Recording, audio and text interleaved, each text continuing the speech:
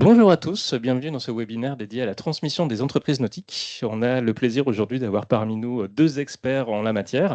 Bruno, je vais te laisser te présenter et puis après Stéphane, on te passera le micro.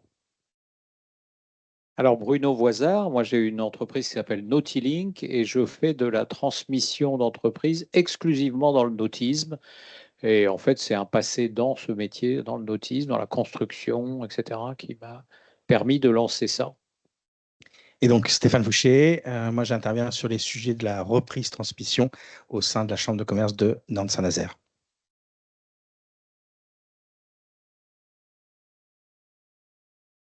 Eh bien, on va démarrer effectivement avec une première question. Souvent, ça coule de source, mais finalement, c'est quel est le meilleur moment pour vendre?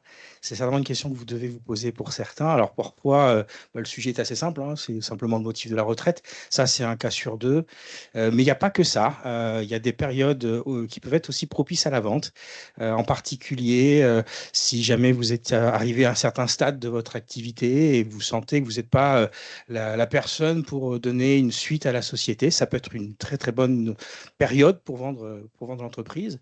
Et puis parfois, on est approché aussi hein, en tant que dirigeant. Je pense que pour le coup, là, Bruno, tu pourrais même peut-être expliquer comment ça se fait que parfois on approche comme ça des dirigeants sur ce marché pour être repris peut-être.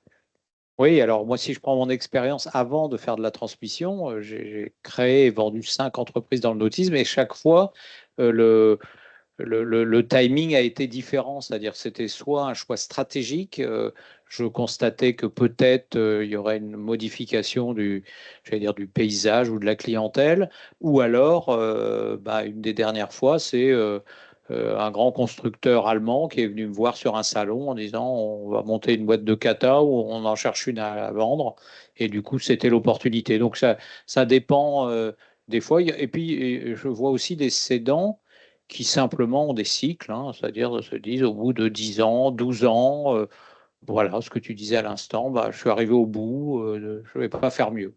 Ouais, je te rejoins. Et parfois, j'ai même aussi des cédants qui me disent je vais vendre parce que si je reste parfois à la tête de l'entreprise, je peux commencer à lui faire prendre un risque parce que je suis moins impliqué, je suis moins motivé.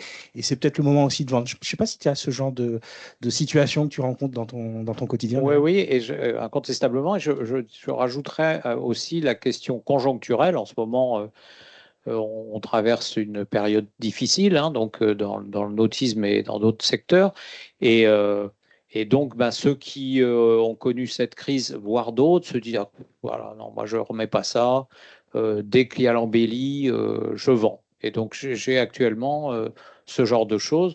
Et j'en ai certains à qui je dis, peut-être que ce n'est pas cette année qu'il faut vendre, faut attendre encore un an ou deux si tu peux, parce que voilà, on va vers des jours meilleurs. Donc voilà, chaque cas est quand même un peu différent. Tout à fait, ouais.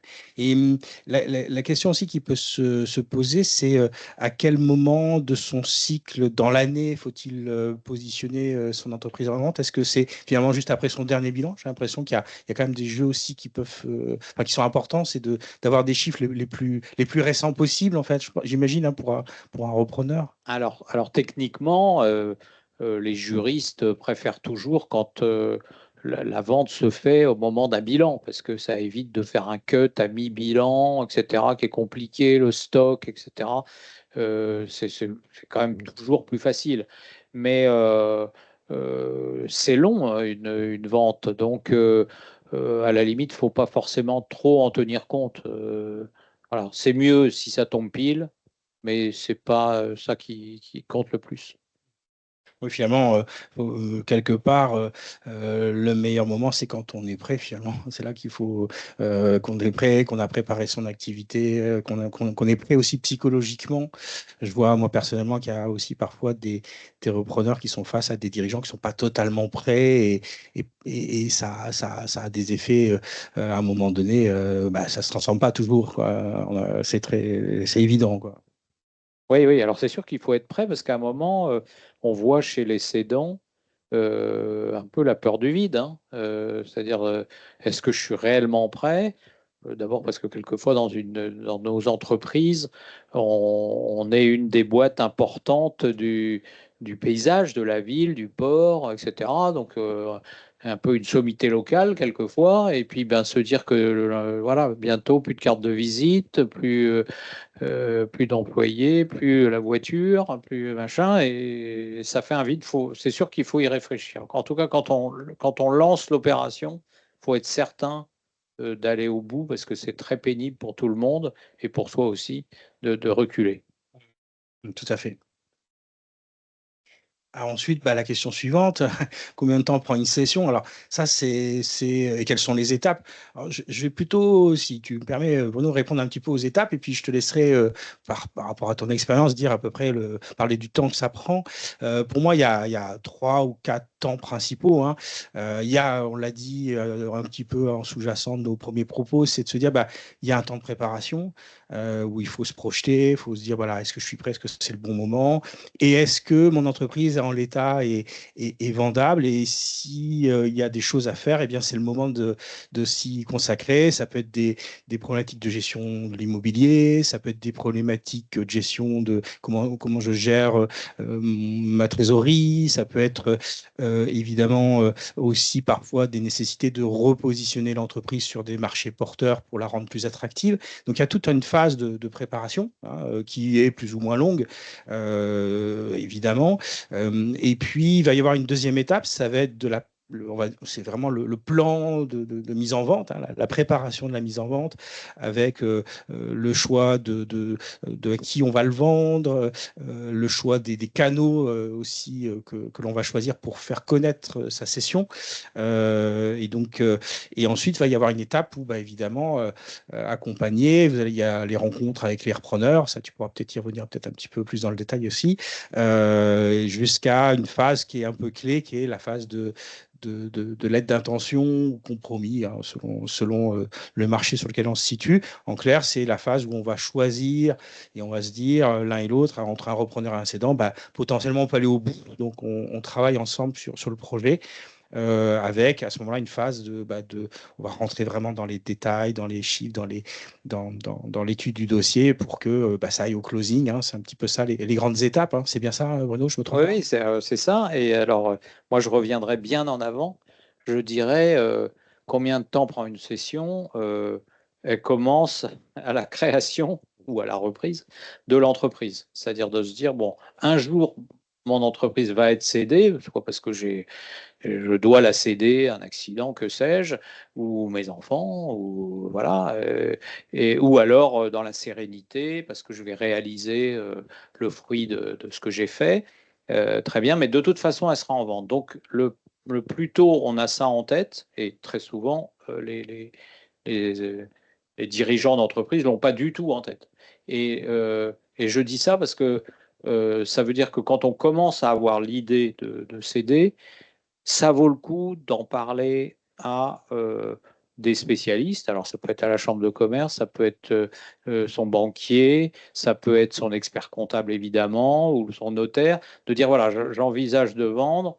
Est-ce qu'on peut regarder juste comme ça? Voilà. Et là, ils vont vous dire, ah oui, mais attendez, il faudra je sais pas, passer en SAS, ce sera beaucoup plus pratique parce que les acquéreurs préfèrent quand c'est déjà en SAS. C'est pas la peine de se compliquer avant travers.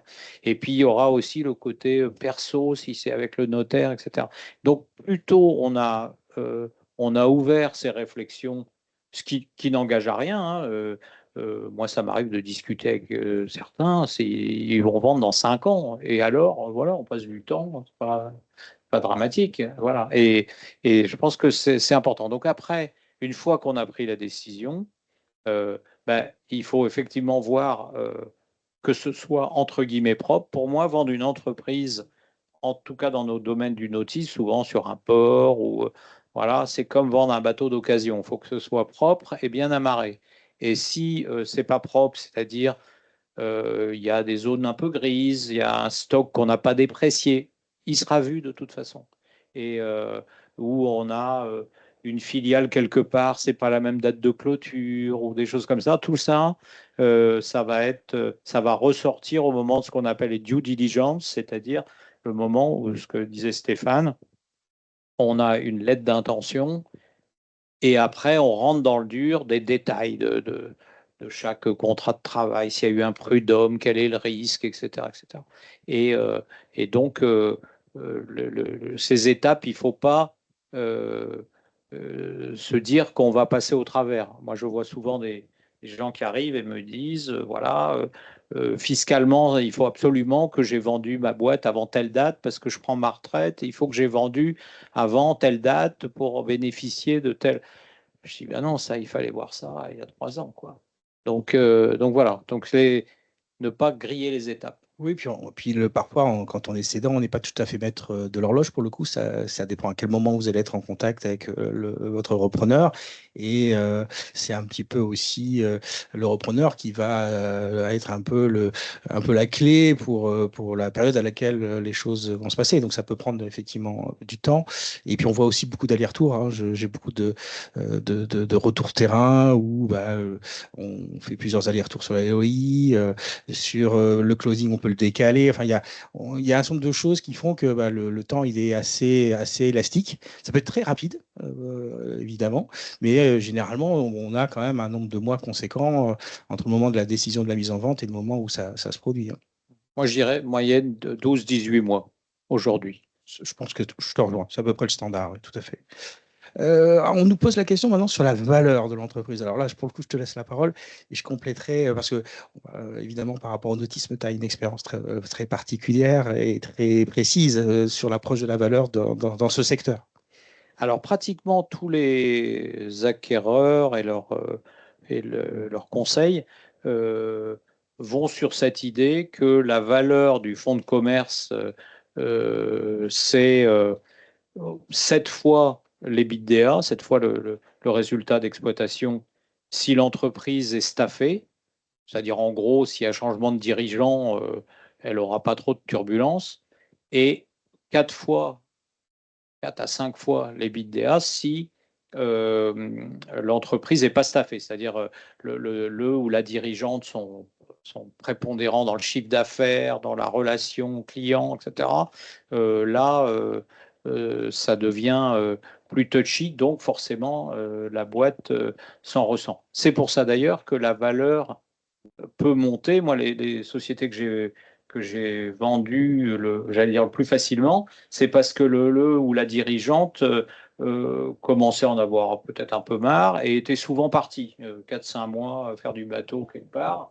Alors ça, c'est idéal, ça veut dire la boîte tourne finalement sans le dirigeant, formidable. Donc, faut vraiment penser peut-être à staffer et quelquefois, c'est ça qui prend aussi du temps. Donc, je dirais, c'est ça la valeur du fonds de commerce. Alors, le fonds de commerce, ça comprend aussi l'outil de travail, donc peu importe comment ils sont financés, mais en tout cas, l'outillage, voilà. Et puis, on va mettre en moins, quand c'est un achat de parts sociales, on va mettre en moins les emprunts. En ce moment, c'est la question des PGE, etc. Et puis, en plus, la trésor. Donc, en gros, c'est ça, c'est un multiple de l'EBITDA et après, plus ou moins, la trésor. Alors c'est vrai qu'il y a une approche qui est, comme tu le dis, assez mathématique en quelque sorte. En fait, c'est un petit peu parfois quand même un petit peu plus fin, tu l'as sous-entendu. C'est vrai que la valeur de l'entreprise, il n'y a pas une valeur précise, même si on s'appuie sur des données financières. Il y a un certain nombre de choses qui vont faire que ça va être plus ou moins. Tu parlais de l'indépendance de l'entreprise, l'autonomie de l'entreprise vis-à-vis de son dirigeant, mais c'est aussi parfois des valeurs qui apparaissent pas au bilan, c'est-à-dire qu'il y a des éléments qui vont faire que l'entreprise a de la valeur parce que elle a une spécificité, elle a par exemple une certaine capacité à être innovante, une capacité à être différenciante sur son marché, et ça va lui donner de la valeur. Et puis elle a surtout de l'avenir, parce que c'est vrai que parfois on fait des calculs par rapport à la valeur passée, mais ce qui est important, c'est de se dire, mais potentiellement, qu'est-ce que je peux faire demain pour un repreneur de cette entreprise? Et c'est ça qui donne de la valeur aussi à l'entreprise, c'est l'avenir qu'elle peut aussi proposer à un repreneur éventuel, quoi. Donc, Alors, dans notre cas du nautisme, on a, je peux citer quelques survaleurs ou valeurs qui sont immatérielles, ou en tout cas pas au bilan. Ça peut être du matériel, je pense à une grue qui est complètement amortie, alors en remplacement, elle vaut 25 000 euros, on va quand même en tenir compte. Ça peut être les places au port, parce que c'est difficile d'avoir des places et qui vont permettre de vendre des bateaux. Donc, il y a Et puis, dans notre domaine, il y a aussi le côté géographique. C'est-à-dire, moi, j'ai de temps en temps des gens qui me disent, voilà, vous me trouvez une boîte à moins de une demi-heure de La Baule parce que j'ai une maison de famille à La Baule. Et donc, ça résout tout le problème. On a tous nos copains là-bas et en avant. Et donc là, très souvent, je constate jusqu'à 150 000 euros de survaleur, quoi, parce que ça résout tellement de questions, et puis c'est là qu'ils veulent être, c'est un peu un rêve, etc. Donc, on peut travailler sur ces valeurs-là, et tu as complètement raison, sur l'immatériel. Et puis après, il y a aussi parfois un élément qui joue, c'est il faut que l'entreprise reste finançable pour un repreneur personne physique. Si on s'adresse à une personne physique, en l'occurrence, c'est peut-être un peu différent lorsqu'il s'agit d'une personne morale qui reprend. Les marges de manœuvre sont peut-être un peu plus importantes. Et puis c'est différent aussi si vous adressez demain un repreneur en interne. Là, pour le coup, peut-être que l'approche du prix va être différente parce qu'on va essayer de favoriser la reprise interne, que ce soit familiale ou salariale, en fait, hein, par le biais des salariés, en fait, hein. Je pense que ça aussi, ça peut jouer dans la notion de valeur. C'est pour ça que donner une valeur en soi, il y a des éléments de calcul, mais il y a aussi tout un Voilà. certain nombre d'appréciations qui font que la valeur, elle peut être en plus ou en moins.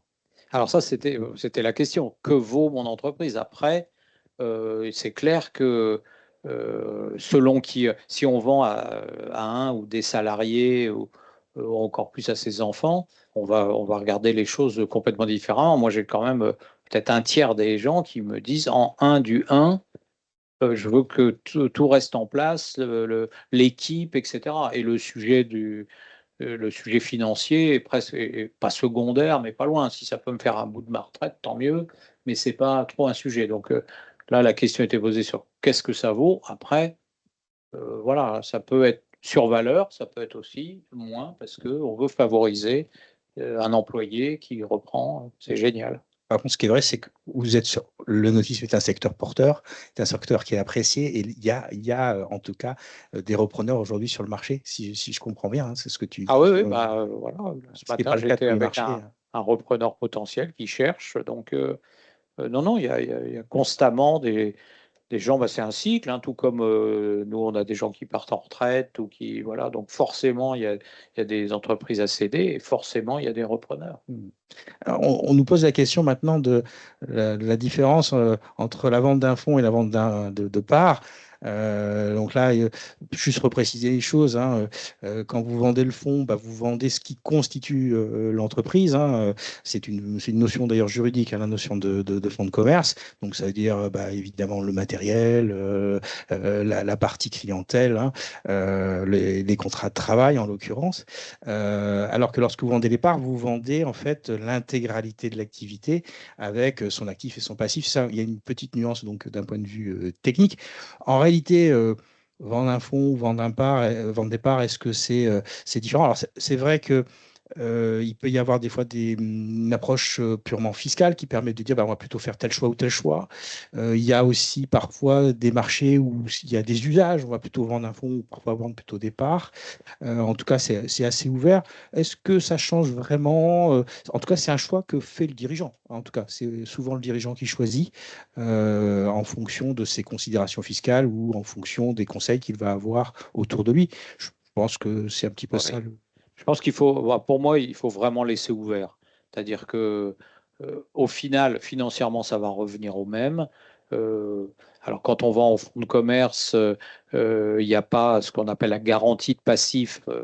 J'y reviens après, mais donc en fonds de commerce, il n'y a pas cette garantie, mais il y en a une autre qui est que il faut attendre que tous les créanciers, enfin, tous les tiers aient purgé. Donc, ça veut dire qu'on est payé, l'argent est bloqué. À la Carpa ou autre, et donc on est payé 6 mois, 7 mois après, donc il ne faut pas s'attendre à partir tout de suite à Tahiti. Euh, et puis, sinon, c'est souvent des habitudes, c'est-à-dire que vous avez un acquéreur qui a déjà fait de l'acquisition de 3-4 fonds de commerce, il sait comment ça marche et il ne va pas du tout se sentir à l'aise à discuter la garantie de passif. La garantie de passif, c'est de scanner finalement tous les risques de l'entreprise. Alors, dans mon cas, à une époque, c'était la construction. Ben, on est sur 2 ans, on est engagé et 5 ans sur la structure. Donc, vous imaginez, qu'est-ce qui se passe s'il y a un risque sériel? Ben, la garantie de passif. Donc, ça veut dire que sur la vente, on va bloquer une partie de cette vente pendant 5 ans, le temps que soit purgé. Ça. Donc, voilà. Donc, ça se discute au cas par cas. Mais pour moi, il faut pas de dogmatisme là-dessus, parce que ce serait dommage qu'un acquéreur soit bloqué avec ça. Oui, puis alors, pour le coup, par expérience, je vois un petit peu les profils de repreneurs, notamment personnes physiques, sont souvent des cadres d'entreprise qui envisagent donc une reconversion professionnelle dans le nautisme. Hein, c'est un petit peu ça, les profils. Et souvent, ils sont passés par des cycles de formation type CRA, etc. Enfin, ils ont été un petit peu préparés aussi. Et parfois, eux, ils vont avoir envie de reprendre des parts. Et donc, bah, ça donne l'ouverture aussi. S'il y a le dirigeant est ouvert un petit peu à la discussion, ça permet parfois peut-être de faciliter aussi les deals, j'imagine. Ah oui, oui, oui, oui. Rester ouvert, c'est la clé. Je te rejoins. Et même si parfois, effectivement, bah, le sujet, il est réglé par le dirigeant à la fin, hein, de toute façon, évidemment. Ah bah, de toute façon, c'est le cédant qui donne le là, hein, si vous ne voulez pas céder ou que vous ne sentez pas votre... voilà, c'est à vous de décider. Mais voilà, quelquefois, c'est trop bête sur des choses comme ça que ça chope. Tout à fait, ouais. Tout à fait. Est-ce qu'on a la question suivante? Peut-être, oui, voilà. Revenons sur la préparation. Alors toi-même, je sais que tu as été dirigeant, que tu as cédé. Peut-être c'est le moment de parler un petit peu de la façon dont tu t'es préparé. Et puis, éventuellement, après, j'apporterai quelques éléments plus génériques. Là. Ben, moi, je pense que même bon, quand c'est retraite, parce que j'en vois qui ont largement passé l'âge et qui cèdent très tard. Donc là, bon, c'est vraiment... Mais je veux dire, quand on est à l'âge de la retraite normale aussi, il faut savoir ce qu'on fait après. C'est-à-dire que dire, voilà, j'ai une opportunité de vendre parce que j'ai un de mes clients qui veut racheter ou je ne sais pas, je vends et je verrai bien. Je pense que c'est un peu, enfin, c'est compliqué. Tous ceux que j'ai vus qui ont fait ça, derrière, s'ils n'ont pas un sujet, alors ça peut être partir autour du monde en bateau, hein, mais voilà, avoir quelque chose après, parce que c'est quand même incroyable comme vide entre diriger une petite, une moyenne entreprise, ce qui est souvent le cas dans notre métier, donc avec la densité de décisions, de trucs qu'on a dans la tête, puis tout d'un coup zéro, alors on en rêve, mais quand ça arrive, waouh, c'est quand même très violent. Et je te rejoins parce qu'on a parfois des témoignages lors des tables rondes diverses et variées qu'on peut animer autour de ce sujet, de dirigeants qui font état un peu de cette difficulté, de ce passage à l'après. Si ça n'a pas été effectivement préparé en amont, ça peut effectivement être compliqué à vivre. Ça, je te rejoins totalement par rapport à ces retours terrain qu'on peut avoir. Ouais, tout à fait. Ouais. Alors tu poses la question sur la famille. Dans tout ça, en fait, il faut bien être d'accord parce que à la fois, bah, il va y avoir le fruit de la session, donc ça c'est toujours sympa, mais il va y avoir aussi une vie de famille qui va complètement changer. Moi, je pense que sur la session, c'est plutôt l'acquéreur sur lequel la famille est prépondérante et d'ailleurs fait souvent à choper. Ou alors, il y a le cas de figure où il y a de la famille dans l'entreprise. Et là, il peut y avoir des questionnements aussi à régler quand il y a des prises de participation partagées avec la famille. Il y a peut-être des choses aussi. Il faut s'assurer que tout le monde est vendeur. Éventuellement, ça peut être des personnes de la famille qui resteraient au sein de l'entreprise ou pas une fois que l'entreprise est reprise. Enfin, il peut y avoir ce sujet-là aussi qui peut être évoqué, je pense, Bruno. Oui, et alors tu parles de quelque chose de fondamental, je pensais qu'on y viendrait après, c'est le pacte d'actionnaires, et qui doit être valable pour tout le monde, famille incluse, c'est rien, voilà, ça peut être un simple papier, mais qui fait que le ou la dirigeante majoritaire, admettons, qui se décide de vendre, c'est un changement de vie, machin, ne doit pas après avoir à se retourner vers soit ses copains, soit Pierre-Jean-Jacques Paul ou sa famille en disant est-ce que tu es OK pour vendre? Non, tu es déjà OK pour vendre. Donc là, s'il y a une chose à retenir aujourd'hui, c'est d'être cet après-midi, vous sortez un pacte d'actionnaires ou vous le faites faire par votre avocat, parce que ça, à un moment, il vous manquera. Et d'ailleurs, les acquéreurs et les conseils des acquéreurs, c'est souvent la première question qu'ils posent parce qu'ils ne veulent pas perdre de temps. Ils disent, c'est pas la peine qu'on travaille sur un dossier, comme comptable, comme avocat, s'il n'y a pas déjà un pacte, parce qu'il y a un minoritaire, ils vend pas. Oui, oui, on le connaît bien, c'est un copain. C'est pas un sujet, il signe, voilà. Et ça, c'est pour moi très important. Et c'est pareil dans la famille. Il faut pouvoir se dire, non, tu signes aussi, on fait tous un pacte actionnaire. Il faut profiter de le faire dans la foulée. Et puis c'est parfois aussi s'assurer qu'il n'y a pas une velléité qui pourrait venir s'interférer au moment de la session, une velléité interne de la famille qui dit bah, finalement moi je veux bien reprendre et puis là ça peut créer des situations un petit peu compliquées à gérer, j'imagine, pour le cédant. En tout cas, ça m'arrive de voir ça sur le terrain quand notamment je suis côté repreneur cette fois-ci et je vois des repreneurs qui sont des fois un peu dépités de la situation quand évidemment la session est remise en cause à un moment donné à cause de quelque chose qui n'a pas été bien bordé au départ, quoi. Ouais. Alors ça, c'est un peu le travail que font des intermédiaires comme moi ou d'autres, c'est de s'assurer ou d'essayer de s'assurer que les gens sont formellement vendeurs, qu'il n'y a aucun risque comme ça. Ça m'est arrivé en tant que chef d'entreprise de vouloir racheter une affaire, et puis on avait le chèque de banque dans la main, rendez-vous, tout était clair, signé, etc. Et le fils a levé la main et dit, je prends finalement, voilà. Et donc ça peut être un sujet, ça peut être quand même compliqué. Et puis après, sur d'autres aspects, comment préparer au mieux son entreprise, finalement, demain, ce qui intéresse un repreneur, c'est ce qu'il va pouvoir faire de l'entreprise. Donc, c'est peut-être aussi préparer le mieux possible l'information sur l'entreprise pour qu'on puisse montrer qu'elle a un potentiel pour la suite, qu'on peut en faire quelque chose. On peut donner des pistes aussi à son repreneur. Je pense que ça peut être intéressant de travailler aussi ce côté-là. Alors, il ne s'agit évidemment pas de survaloriser le futur, mais en tout cas, c'est surtout de montrer que l'entreprise a un avenir. Alors ça, c'est tout à fait vrai, particulièrement quand on arrive à la retraite et qu'on dit on va céder l'entreprise.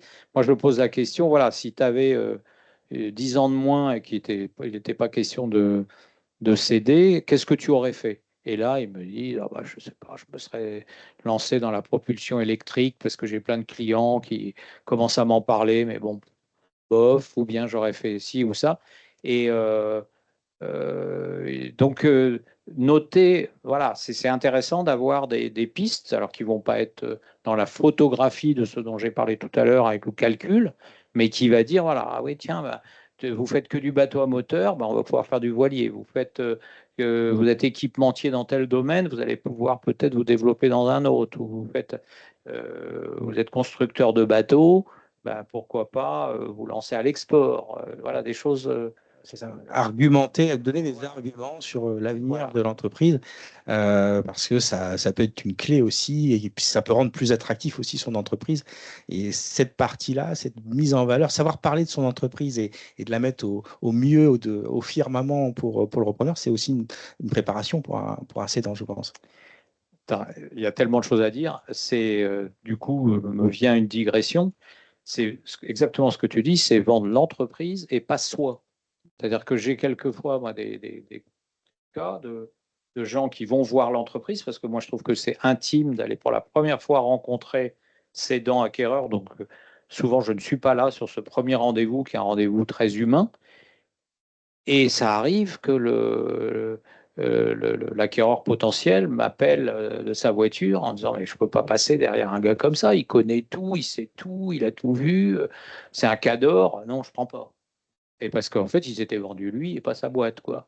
Et donc, effectivement, si on raconte sa vie, son machin à quelqu'un qui dit, moi, je voudrais rentrer dans ce métier, ça peut être que décourageant. Donc, attention à ça, il faut se formater un peu à cette première rencontre. Et je pense que ça fait vraiment partie de la préparation. Et puis là, je sais que le rôle, tu en parles un petit peu indirectement, mais le rôle de l'intermédiaire est essentiel là pour le coup. J'imagine qu'il y a, alors, vous ne faites pas des castings, j'imagine, vous n'êtes pas dans une phase de préparation de ce type, mais en tout cas, vous devez inciter, j'imagine, en tant qu'intermédiaire, hein, Bruno, le cédant à être vigilant par rapport à Ah ça. c'est ça, moi je le dis tout de suite, alors ça dépend, hein, il y en a qui sont plus ou moins bavards ou plus ou moins...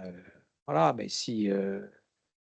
non, il ne faut pas raconter son propre pédigré, voilà, faut parler de la boîte. Ouais, et puis je pense aussi, alors, dans la notion de préparation, il y a aussi bien choisir ses conseils. Alors, peut-être que toi, tu auras moins à en parler parce que toi-même, tu es un conseil, mais je pense que c'est important aussi de savoir bien s'entourer à ce stade-là, dans la phase préparatoire, pour être bien armé, pour mettre son entreprise en vente et approcher ensuite les repreneurs, bien armé pour pouvoir être prêt à répondre à toutes les sollicitations des repreneurs et à être fluide, être clair sur son entreprise. Comme tu disais, il peut y avoir parfois des choses qui vont être levées un peu plus tard, donc autant les mettre tout de suite sur la table. Donc ça, autant bien l'analyser au départ, quoi, même. Le point, c'est aussi le temps qu'on prend. Je me souviens de cette première entreprise que j'avais vendue à Bénodet en 87, et je l'ai fait tout seul. Et je passais un temps fou avec des acquéreurs potentiels, le déjeuner, le machin, etc. Et je me disais, mais quand est-ce que je vends mes bateaux? À l'époque, je faisais de la vente et de la location sur le port de Bénodet. Et j'ai vu ce que c'était que de se transformer en vendeur. C'est-à-dire que le chiffre d'affaires prend une claque, quoi, tout simplement. Et donc, moi, je pense que quel que soit l'intermédiaire, ça peut être une banque, ça peut être ou l'expert comptable, ou peu importe, enfin, dans le sens de mise en relation, etc., il faut faire un tamis. Sur certaines annonces, on a 30 appels. 30 appels, ça veut dire allez, minimum une demi-heure pour décanter des moyens de l'acquéreur potentiel, etc. Et puis après, il y a la visite. Ouah, et là, on peut y passer beaucoup de temps. Or, une boîte qui se vend en phase ascendante, même de 1%, ça n'a rien à voir avec une boîte en phase descendante, même de 1%. Alors, je pars à activité constante. Là, aujourd'hui, tout le monde comprend que cette année, le marché est difficile, mais en tout cas, faut atténuer ça. Donc, moi, souvent, je dis que pendant un moment, je me transforme en directeur commercial de la boîte. C'est-à-dire, ma première question, c'est qu'est-ce que tu as vendu cette semaine, quoi? Parce que, ou comment est la marge, ou quels sont, voilà. Oui, parce que mieux on est préparé, finalement, plus on peut rester aussi, on va dire, optimum dans sa société. Il ne faut pas que sa société se dégrade le temps de la session, parce qu'à un moment donné, effectivement, ça revient comme un boomerang quand même, hein. Avec un risque, quand on est sur quelqu'un en qui on a cru, éventuellement la LOI, la lettre d'intention est reçue, est acceptée avec les réserves, par exemple, je sais pas, emprunt bancaire. Donc on attend un mois, 2 mois, puis l'emprunt vient pas, et puis l'affaire se fait pas. Et donc pendant 5 mois, on a discuté avec quelqu'un, on s'est projeté. Quelquefois, on a même fait l'erreur qui rentre dans l'entreprise et discute avec du personnel trop tôt. Alors c'est faisable, mais il faut vraiment manipuler ça Avec certaines conditions. Ouais. à certaines conditions. Et là, le truc capote. Et alors là, Il repart à zéro. on part à zéro Ouais. pour retrouver quelqu'un et tout ça. Donc, c'est quelquefois des phases compliquées. Ouais. Oui, et puis il faut relancer la machine, parfois. Ouais, tout à fait. Ah, on nous pose la question sur l'identification d'un repreneur. Alors, je vais prendre un petit peu la main si tu permets, mais en fait, déjà, au départ, il y a une réflexion à faire sur à qui vous voulez vendre, notamment après avoir élucidé donc effectivement la cession en interne, et, éventuellement voir si c'est de l'externe, si c'est plutôt une personne physique ou une personne morale, ou si c'est ouvert aux deux. Ça, c'est le premier élément, et c'est à vous de le définir. Puis ensuite, il y a tout un travail, alors selon le type de repreneur, de sourcer un peu les différentes sources, justement, pour trouver des repreneurs. Il y a diffuser de trois façons, hein, pour faire simple. Il y a évidemment la possibilité de diffuser par des bases d'annonces, sous couvert évidemment d'un intermédiaire ou en direct. on peut faire appel à un intermédiaire pour trouver des repreneurs. Et puis, on peut aussi travailler son propre réseau. Ça peut être ses réseaux clients, ça peut être ses réseaux fournisseurs, ses confrères aussi, hein, ça peut être une option. Donc, en fait, il y a multiples possibilités de façon de trouver un repreneur. Ce qu'il faut, c'est vraiment choisir un petit peu, définir peut-être avec vos conseils pour le coup, le repreneur idéal pour vous. Et à ce moment-là, on va adapter un petit peu sa stratégie de recherche. Ce qui est certain, enfin, c'est vrai que peut-être que pour l'autisme, c'est un peu différent, mais de façon générale, on a tendance à dire qu'il faut être un peu multicanal pour se donner plus d'opportunités. Mais il semblerait quand même que l'autisme soit un secteur un peu plus porteur que d'autres secteurs et peut-être que c'est un peu différent. Je ne sais pas, est-ce que tu amènerais un peu de particularité à cette approche? Oui, parce qu'on a le côté passion, c'est-à-dire qu'on a quand même une partie des repreneurs qui disent, voilà, moi je suis cadre dans une grosse boîte à la Défense, j'en ai marre, je veux travailler dans l'autisme, revenir près de l'eau. Donc c'est ça, cette particularité. Donc ils vont souvent chercher dans le domaine nautique, on en voit qui passent sur les salons, voilà, d'où l'idée de, d'ouvrir les canaux, comme tu disais, parce ils cherchent un peu partout. Euh, voilà, donc moi je dirais, je rajouterais quand même qu'il y a quand même dans notre activité nautique enfin, peut-être allez, 20% des boîtes qui sont rachetées par un client. Donc, ça veut dire qu'à un moment, C'est pas il faut faire attention que ce soit pas, je mets des guillemets, acheté, entre guillemets, vendu au premier venu, dans la mesure où ça aurait pu être vendu ou plus cher ou mieux, etc. Donc, c'est dommage de ne pas ouvrir le jeu. Mais très souvent, il y a des entreprises, voilà, le premier, on en parle à un client, voilà, qui a mis son bateau en entretien, quand c'est un chantier d'entretien ou construction ou autre. C'est moins le cas chez les équipementiers ou les chips. Et encore, ça arrive quelquefois que ce soit un client qui l'apprenne. Donc, c'est vrai qu'autour de vous, vous avez il y a des des pistes. acquéreurs Il y a souvent des pistes. potentiels. Ouais, il y a souvent des pistes. Après, Et le frein, je te coupe un peu, mais le frein, parfois, provient pour le coup du cédant. Je vois, il y a des cédants qui n'osent pas en parler autour d'eux. Est-ce que ça, c'est un vrai sujet aussi dans l'univers du nautisme, qui est peut-être un environnement plus resserré, ou est-ce que c'est pas vrai dans le alors, nautisme? ça rejoint ce qu'on disait tout à l'heure sur le calcul de la valeur. C'est que quand il y a un homme ou une femme orchestre, que la clientèle apprenne que ça va être vendu, ou les fournisseurs, c'est extrêmement compliqué. Donc, on n'a pas à savoir que la boîte est à vendre, etc. D'où ce format où je ne sais même pas qui m'écoute. Il n'y a que Laurent qui sait, qui est là. Donc, pour moi, c'est primordial. C'est vraiment, et d'ailleurs, c'est valable pour moi aussi pour le cédant. C'est-à-dire, s'il en parle, c'est que à un moment, soit il est tellement prêt qu'il va le dire à la cantonade et c'est tellement bien staffé que c'est pas un problème. Mais pour beaucoup de boîtes, moi je leur dis waouh, vous devriez faire attention, quoi, parce qu'on voit le chiffre d'affaires effectivement diminuer. Oui, il y a un dosage entre faire savoir et puis le niveau de confidentialité qui doit être, qui est parfois stratégique. Il faut trouver le bon équilibre en fait, hein. Par contre, ce qui est certain, c'est qu'à un moment donné, il y a des actions à faire aussi. On peut être un peu moteur dans sa recherche de repreneur pour le coup quand même, hein. Bien sûr, bien sûr. Partie des, une partie est vendue à des concurrents, voilà, comme tu disais, des confrères, ou une boîte pour laquelle ça va être. En ce moment, par exemple, il y a eu une vague vers l'automobile. Bon, il y a des belles boîtes d'automobiles qui s'intéressent. Ça peut être une cible de s'inscrire à un club de golf et de rencontrer le patron du Mercedes local, quoi, j'en sais rien, mais voilà. Et puis, il a dit, ah, tiens, pourquoi pas, une notice. Donc, il faut être effectivement, ça peut être bien d'être proactif. Après, il faut voir la méthodologie, mais Puis après, là aussi, on peut être accompagné. Pour le coup, il y a sur la recherche de repreneurs, c'est évident qu'on peut, entre guillemets, sous-traiter, en tout cas, les premières approches, la sélection, c'est le rôle de l'intermédiaire, ou des interfaces au niveau des différentes façons d'approcher les repreneurs.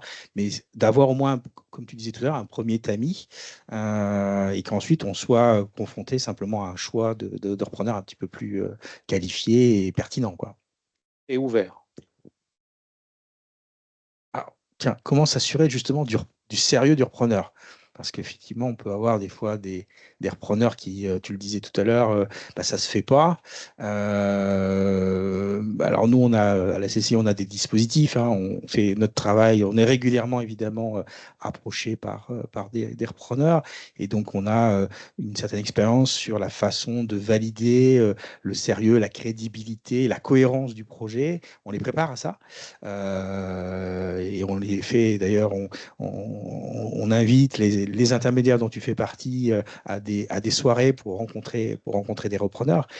Pour autant, ce qui est important, et on l'a vu notamment lors d'une dernière conférence qui a eu lieu il y a à peine une quinzaine de jours à la CCI, de dirigeants et de repreneurs qui échangeaient sur leur expérience, on voit bien qu'à un moment donné, il y a des matchs qui se font et il y a des matchs qui ne se font pas.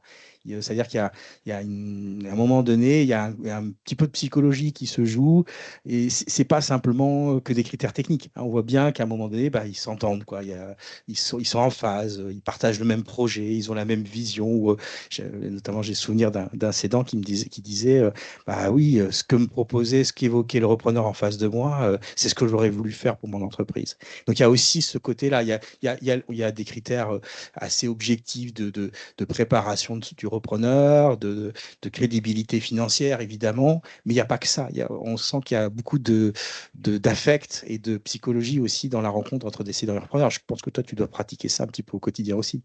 Ah oui, alors on le voit justement, pour moi, à la deuxième visite, ou en discutant beaucoup avec les repreneurs, de voir comment ça va passer. Si c'est rentrer dans un atelier de construction, voilà, il y a des attitudes, il faut comme tu disais, il faut que ça matche, quoi. Et donc le repreneur, il faut qu'il soit sur la même longueur d'onde si on souhaite vendre à quelqu'un qui a la continuité. Si c'est que le chèque, c'est que le chèque. Mais voilà. Alors après, si c'est uniquement une question financière, faut s'assurer, ce qui est difficile, de la question financière et de la question de la famille.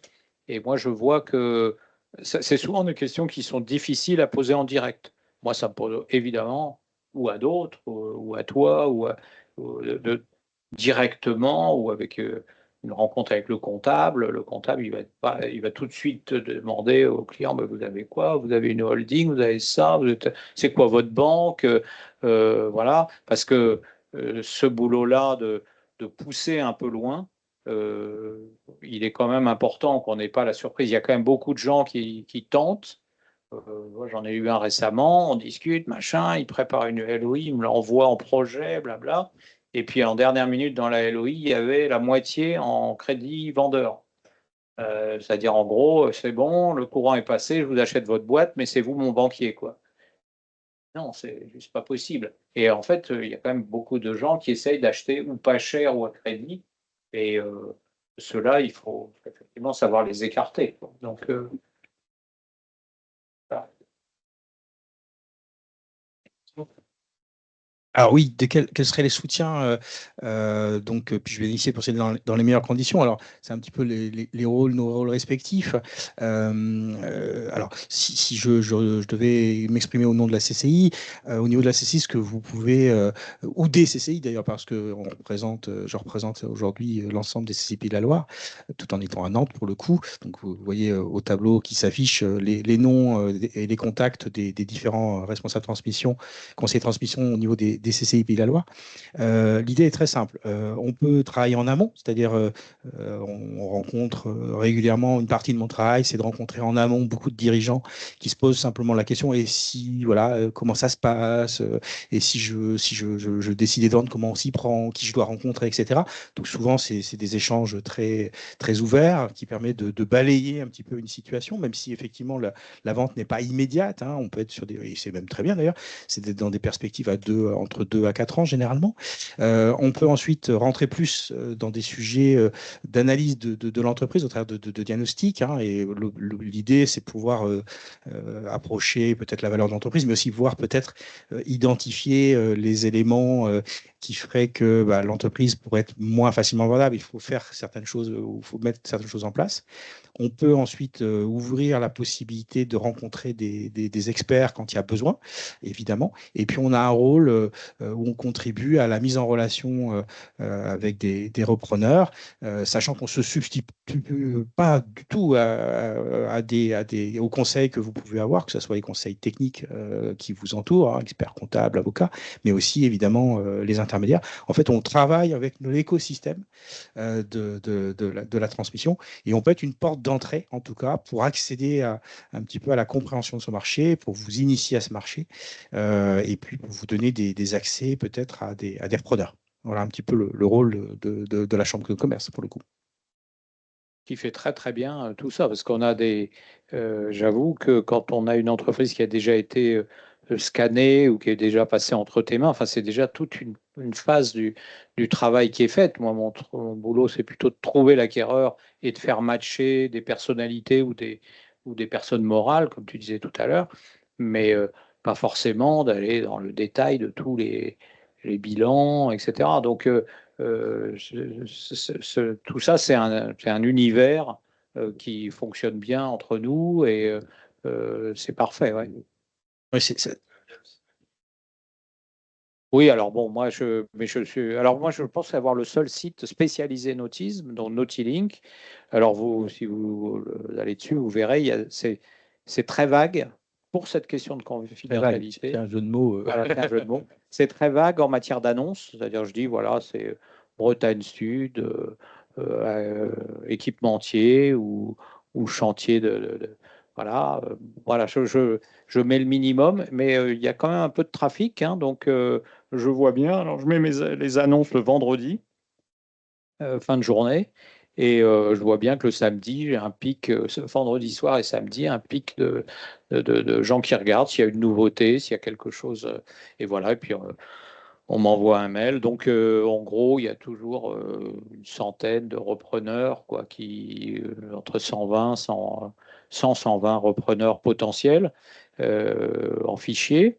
Et puis, voilà. Mais ce que je disais tout à l'heure qui est important, c'est surtout d'être en amont et de travailler ou pas ensemble. C'est pas ce que disait Stéphane à l'instant, c'est ne pas hésiter à prendre contact, faire ce que vous faites quand il y a de l'info descendante, de la prendre, parce que plus tôt vous serez préparé, mieux ça se passera. Ouais, je pense que c'est une belle conclusion de cet échange. Effectivement, s'informer, anticiper, c'est un petit peu les clés. Et puis, écoutez, au plaisir de se croiser sur les sujets, et toujours, et c'est important, avec un respect de la confidentialité qui est assuré par les différentes structures ou par les professionnels du secteur. Ça fait partie, je dirais, du contrat de base, hein, de toute façon. C'est la base, la confidentialité. Alors, juste le micro pour vous remercier chaleureusement tous les deux, parce qu'on arrive à la fin de ce webinaire. Merci à vous de vous être connectés. Merci à vous pour avoir partagé votre expertise, et puis au plaisir de tous rééchanger sur ces sujets.